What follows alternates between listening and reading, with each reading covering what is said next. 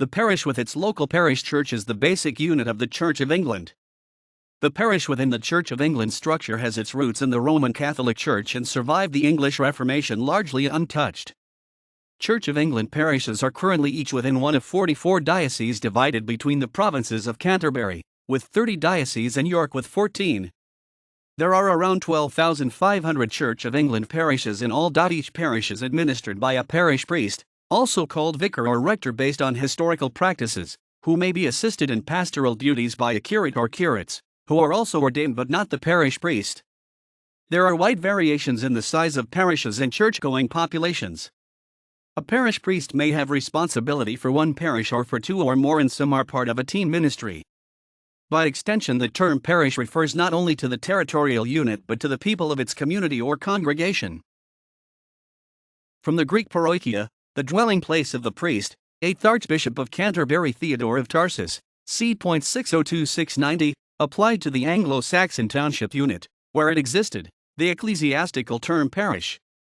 First attested in English late 13th century, the word parish comes from the Old French paroisse, in turn from Latin paritia, which is the Latinization of the Greek pi alpha rho omicron iota kappa alpha, paroikia, sojourning in a foreign land, itself from pi rho omicron iota kappa omicron, paroikos, dwelling beside, stranger, sojourner, which is a compound of pi alpha rho, para, beside, by, near plus omicron kappa omicron, oikos, house.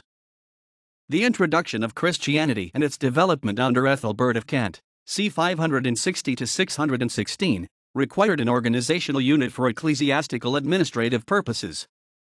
From the Greek paroikia, the dwelling place of the priest, 8th Archbishop of Canterbury Theodore of Tarsus, c. 602-690, applied the ecclesiastical term parish to the Anglo-Saxon township format where already in existence. Generally the township and parish coincided, but in the north some townships may have been combined, and in the south, where populations were bigger, two or more parishes might be made out of one township. Townships not included in a parish were edged for parochial. There may have been much less uniformity than these general guidelines imply. Extended since the 973 to 975 reign of Edgar, c. 943 to 975, the process of parish organization appears to have been completed during the 50-year reign of Edward III, 1312 to 1377. In general, Church of England parishes owe their origin at first to the establishment of a minster church by a body of clergy. That usually large parish was soon further subdivided into the smaller parishes described above, each associated with an estate church founded by Anglo-Saxon or, later, Norman landowners using the minster foundation template and according to the authority of their nobles. Having provided the land and usually the church building, the landowner reserved the right, by ownership of the advowson, to select a parish priest subject to the bishop's approval. One parish may have been situated in different counties or hundreds, and in many cases parishes contained in addition to its principal district several outlying portions, usually described as detached, intermixed with the lands in other parishes. A present-day parish boundary may even correspond to that of an Anglo-Saxon estate of more than 1,000 years ago, but is more likely to date from the 17th century, when boundaries were rearranged to fit a parish with the landowner's responsibilities and thereby avoiding potential further dispute. Some sparsely populated areas of England were outside any parish, i.e. extra-parochial, until the 19th century, though a very few technical exceptions remain, most notably royal peculiars. The term unparished area, used for most urban areas, relates to civil parishes and not ecclesiastical parishes.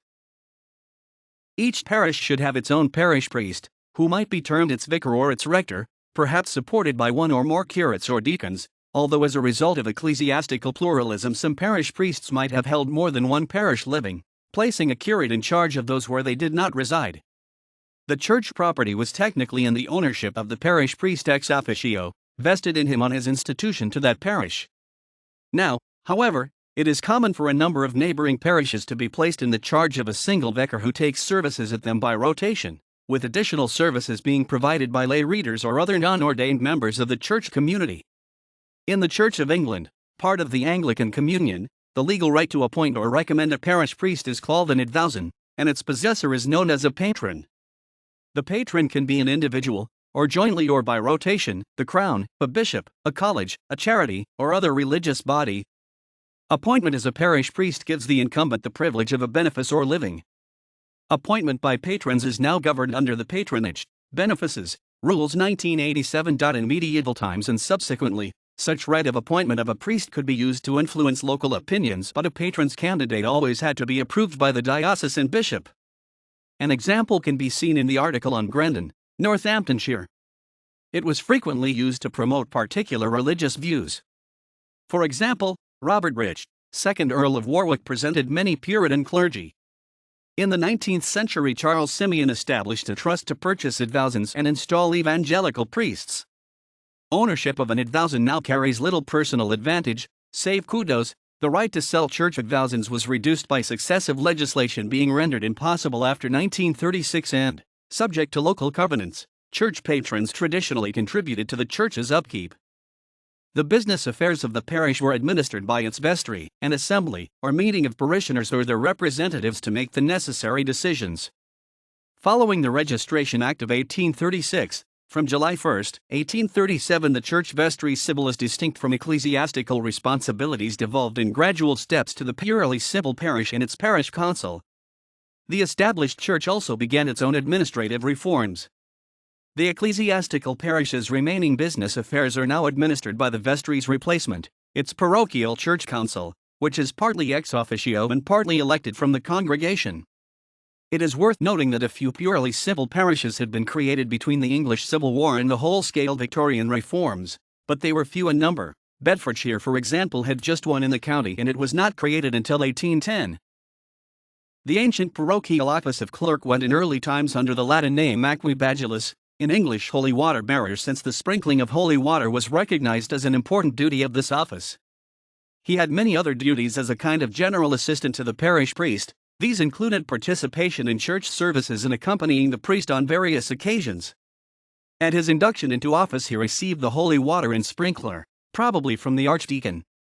By an injunction of the king's visitors in 1548, reign of King Edward VI, the parish clerk's duties were redefined and the custom of holy water sprinkling was abolished. The clerk then began to be an assistant to the churchwardens in collecting money for the benefit of the poor, as well as continuing in some of his other functions. Parish clerks were appointed on the nomination of the parish priest, and their tenure was regarded as a freehold. By Act 7 and 8 Vict. Cap. 59, only the archdeacon or the bishop could remove him from office, in case of misconduct. Sometimes the character and abilities of the tenured parish clerk did not suit the parish priest, and he would appoint someone else more to his liking, leaving the original parish clerk in a sinecure. In the absence of any other authority, which there would be in an incorporated city or town, the vestry, the ecclesiastical parish administrative center, was the recognized unit of local government, concerned for the spiritual but also the temporal as well as physical welfare of parishioners and its parish amenities, collecting local rates or taxes and taking responsibility for the care of the poor, roads, law enforcement, etc. For example, parishes carried out the duties as legislated by the Poor Law. What follows is a snapshot of the system at a particular point in time. In 1835, more than 15,600 parishes looked after their own churches and burial grounds, parish cottages and workhouses, their common lands and endowed charities, their market crosses, pumps, pounds, whipping posts, stocks, cages, watchhouses, weights and scales, clocks and fire engines. Or to put it another way, the maintenance of the church and its services, the keeping of the peace, the repression of vagrancy, the relief of destitution, the mending of roads, the suppression of nuisances, the destruction of vermin, the furnishing, billeting, of soldiers and sailors, even to some extent the enforcement of religious and moral discipline.